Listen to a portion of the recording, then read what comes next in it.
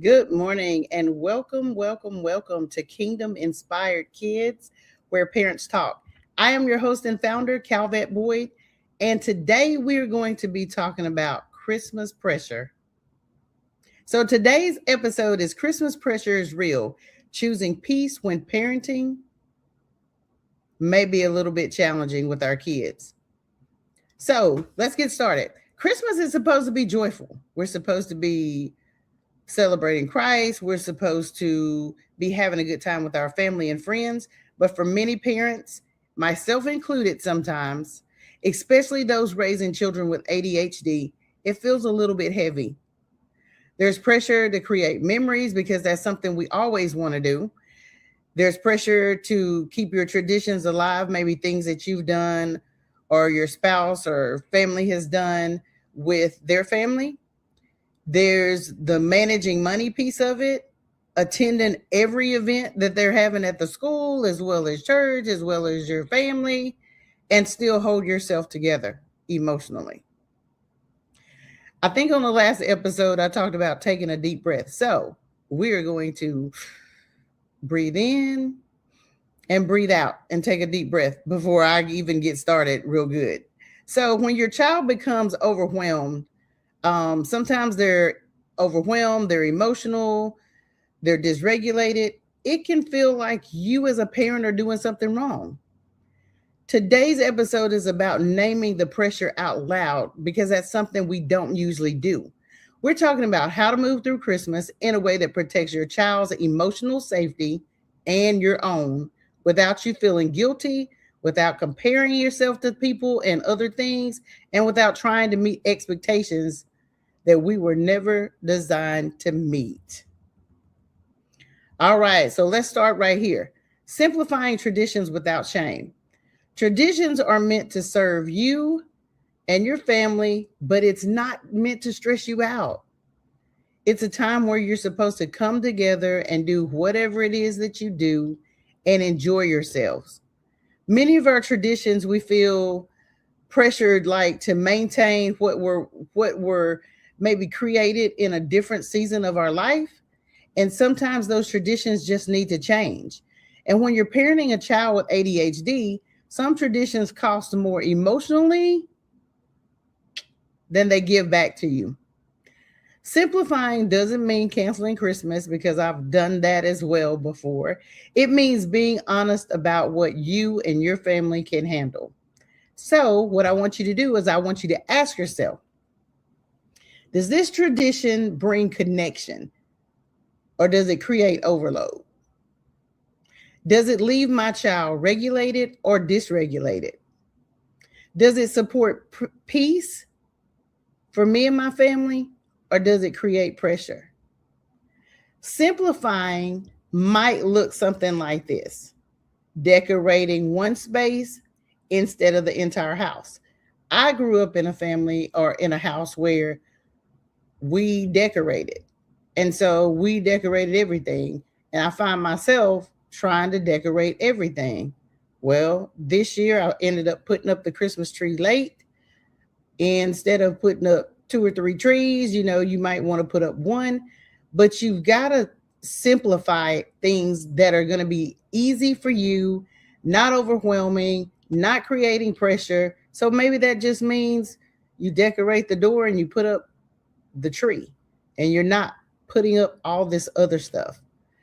Simplifying may also look like choosing one meaningful event instead of multiple. Me and my family like to go and see the Christmas lights every year. So there's this place in our town that's not even far from my house that we like to go to. Well, the lights open, I think at 5:30 or 6 o'clock.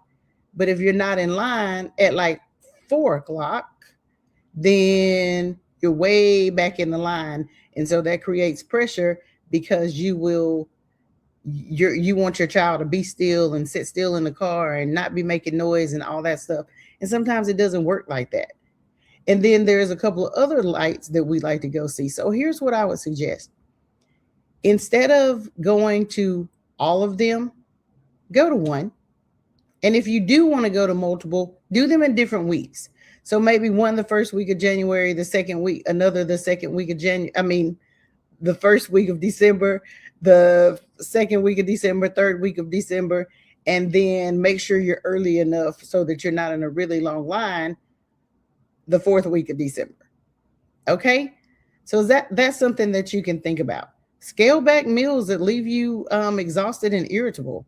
So instead of my family this year, instead of doing the traditional turkey, ham, you know, all of that stuff, we're not doing that this year. I was like, you know what? I think I just want to fry fish. Or let's do, steak and potatoes, something like that.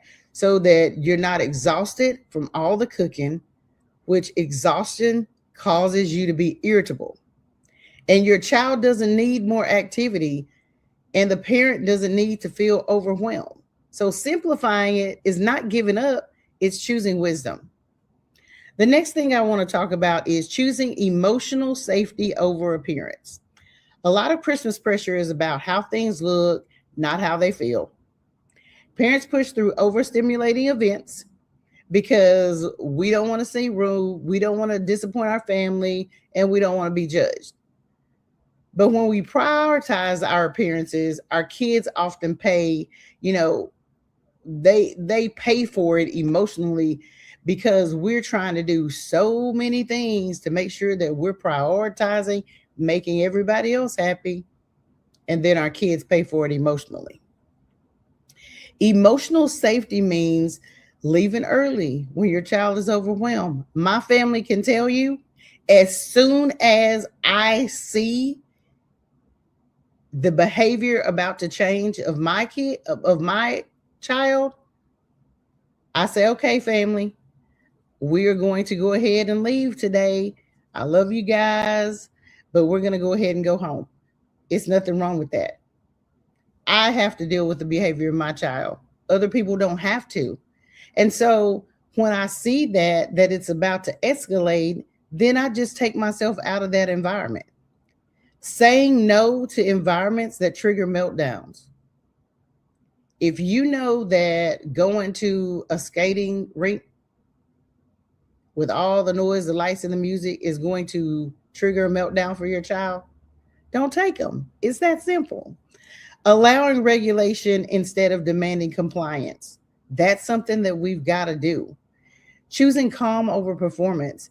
You don't have to attend all of these events. You don't have to go everywhere. It's okay.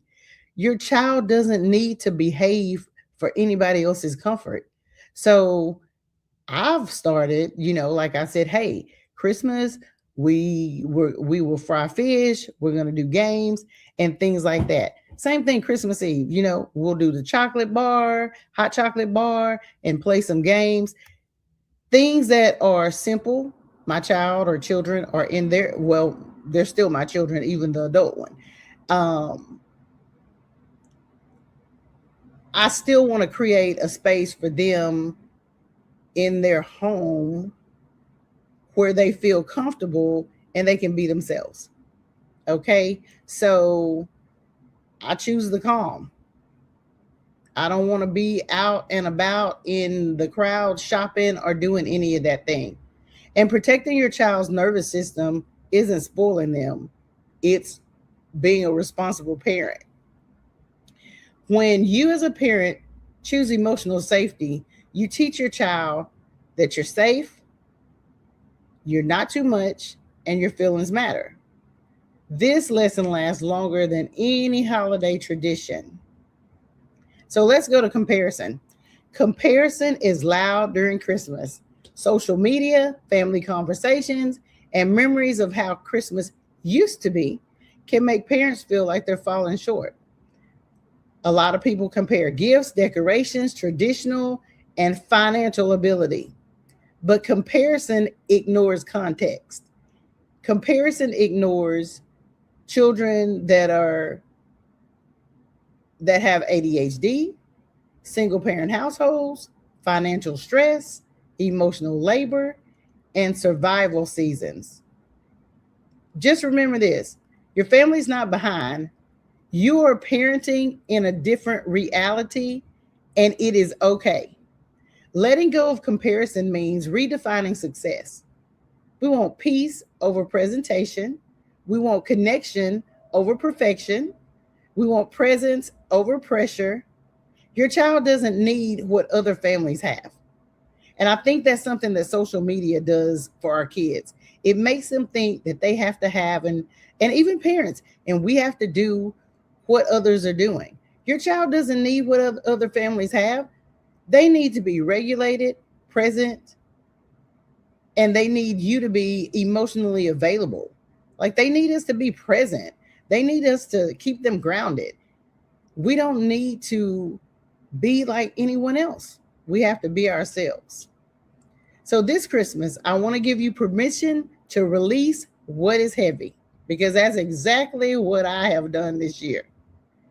Release the traditions that no longer fit. I'm not saying get rid of all of your traditions. I am saying, though, if it doesn't work for you and your family and your child, your children, especially with this ADHD, then release those traditions and create new ones. Release the pressure to perform.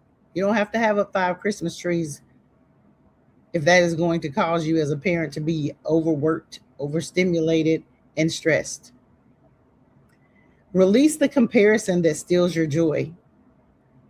A successful Christmas isn't measured by photos, gifts, or schedules.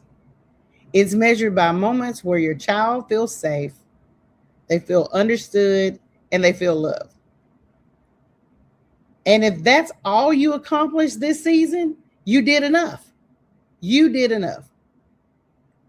So, if today's episode has been a blessing to you, I'd really like for you to share it with another parent, share it with the teacher, share it with your friends, your church members, or even share on social media platforms. Share on YouTube, like, comment, and subscribe. Kingdom Inspired Kids podcast is powered by CTR Media Network, reaching listeners in 25 plus countries across multiple podcasts and digital media platforms worldwide. So listen, guys, I hope you enjoyed today's episode. I hope you have a happy and safe holiday, because Christmas is right around the corner.